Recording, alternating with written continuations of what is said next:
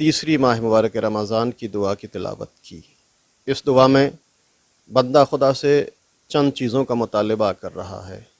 سب سے پہلی چیز ذہانت، حافظہ، ہوشیاری، نعمت عقل، تعقل اور تفکر کی دولت کا مطالبہ خدا سے کر رہا ہے۔ ذہانت ایک عظیم نعمت ہے، حافظہ ایک عظیم دولت ہے جو اللہ اپنے بندے کو عطا کرتا ہے۔ اسی کے مطالبے کی دعا پہلے فراز میں ہے، اللہم ارزقنی فیہ الذہن والتنبیہ، خدایا آج کے دن مجھے ذہانت عطا فرما، مجھے ہوشیاری عطا فرما، مجھے حافظہ عطا فرما، مجھے نعمت عقل سے نواز دے۔ مولا امیر المومنین حضرت علی بن ابی طالب علیہ السلام اس سلسلے میں ارشاد فرماتے ہیں کہ کون سی چیزیں حافظے کے اضافے کا سبب بنتی ہیں۔ مولا فرماتے ہیں رمضان اور حافظہ کا بڑا گہرا رابطہ، یہی وجہ ہے کہ علماء نے تاکید کی ہے ماہ مبارک رمضان میں بہترین کام تعقل اور تفکر کرنا، تدبر کرنا، اللہ کی نعمتوں میں غور و فکر کرنا۔ اور یہ چیز اس وقت ممکن ہو سکتی ہے کہ جب انسان اچھے حافظہ اس کے پاس ہو، اچھی ذہانت کا مالک ہو۔ تو وہ کون سی چیزیں ہیں جس سے ذہانت میں اضافہ ہوتا ہے، جس سے حافظے میں اضافہ ہوتا ہے؟ مولا فرماتے ہیں کہ 4 چیزیں جس سے ذہانت اور حافظے میں اضافہ ہوتا ہے۔ سب سے پہلی چیز تلاوت قرآن کریم، خصوصاً ماہ مبارک رمضان جس کو بہار قرآن کہا جاتا ہے۔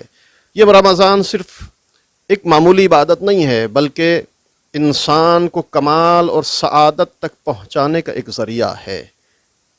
انسان صرف بھوکا پیاسا رہ کر ثواب حاصل نہیں کر رہا ہے بلکہ انسان چاہے تو ماہ مبارک رمضان میں اپنے حافظے کو قوی کر سکتا ہے۔ تلاوت قرآن کے ذریعے پہلا سبب حافظے کو بہترین کرنے کے لیے تلاوت قرآن۔ دوسرا سبب مولا فرماتے ہیں روزہ رکھنا۔ آپ محسوس کر سکتے ہیں کتنا گہرا رابطہ ہے ذہانت، حافظے، ہوشیاری، تلاوت قرآن اور روزہ۔ تیسرا سبب مسواک کرنا، مستحب ہے، آپ جانتے ہیں حافظے کے اضافے کا سبب بنتا ہے۔ چوتھا سبب عسل یعنی شہد کا زیادہ استعمال انسان کی ذہانت اور حافظے میں اضافے کا سبب بنتا ہے۔ مولا علی علیہ السلام نے ارشاد فرمایا۔ دوسرا فراز اور دوسرا جملہ آج کی دعا کا وہ تقریباً اسی کا لازمہ ہے، خدایا آج کے دن مجھے نادانی، ناسمجھی، کن ذہنی، سفاہت اور غباوت اور حماقت سے محفوظ رکھ۔ وہ چیزیں جو انسان کو کن ذہن بنا دیتی ہیں، نادانی میں مبتلا ہوتا ہے انسان کن ذہن ہو جاتا ہے، انسان نافہمی کا شکار ہو جاتا ہے۔ روایات کے اعتبار سے چند چیزوں کی طرف اشارہ کرنا چاہتا ہوں۔ سب سے پہلی چیز، جب انسان گناہوں میں مبتلا ہوتا ہے تو اس کا حافظہ چلا جاتا ہے، نادانی میں اضافہ ہو جاتا ہے، کن ذہنی میں اضافہ ہو جاتا ہے۔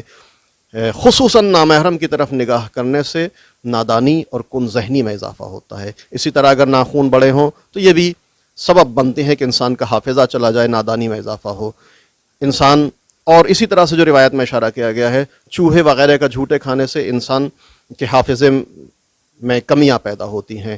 2 عورتوں کے درمیان بیٹھنا، سنگ قبر کو پڑھنا، طلوع آفتاب کے وقت اور زوال آفتاب کے وقت سونا، عصر کے وقت سونا، یہ ساری چیزیں سبب بنتی ہیں کہ انسان کا حافظہ چلا جائے، نادانی میں اضافی ہو، ناسمجھی میں اضافی ہو، کن ذہن ہوتا ہے انسان ساری چیزوں سے۔ اور آخری سبب پرخوری، زیادہ کھانا۔ دیکھیں کتنا اہم رابطہ ہے ماہ مبارک رمضان سے ان ساری چیزوں کا۔ زیادہ کھانے سے بھی انسان کن ذہنی میں مبتلا ہوتا ہے، نہ صرف کن ذہنی میں بلکہ ایک دوسری جگہ مولا امیر المومنین ارشاد فرماتے ہیں لا تمیت القلوب بکثرت الطعام والشراب، زیادہ کھانے پینے سے اپنے دلوں کو مردہ نہ بناؤ، فإن القلب يموت بها، زیادہ کھانے سے انسان کا دل مر جاتا ہے۔ كالزرع اذا اکثر علیہ الماء، جیسے ایک کسان کھیت میں اگر زیادہ پانی دے تو اس کی فصل تباہ ہو جاتی ہے، اگر انسان پیٹ میں زیادہ کھانا دے تو اس کا دل مر جاتا ہے، ناسمجھی میں مبتلا ہوتا ہے، کن ذہنی میں مبتلا ہوتا ہے۔ یہ آج تیسری ماہ مبارک رمضان کا دعا کا دوسرا فراز جس میں یہ پیغام مل رہا ہے، جس میں اللہ کے بندہ خدا سے ذہانت، ہوشیاری، حافظہ، عقل اور تفکر اور تدبر کی دولت کی دعا کرتا ہے۔ خدایا آج کے دن جو تو نے خیر نازل کیا ہے اس میں ہمارا حصہ قرار دے، تجھے تیرے کرم کا واسطہ، تو سب سے بہترین کرم کرنے والا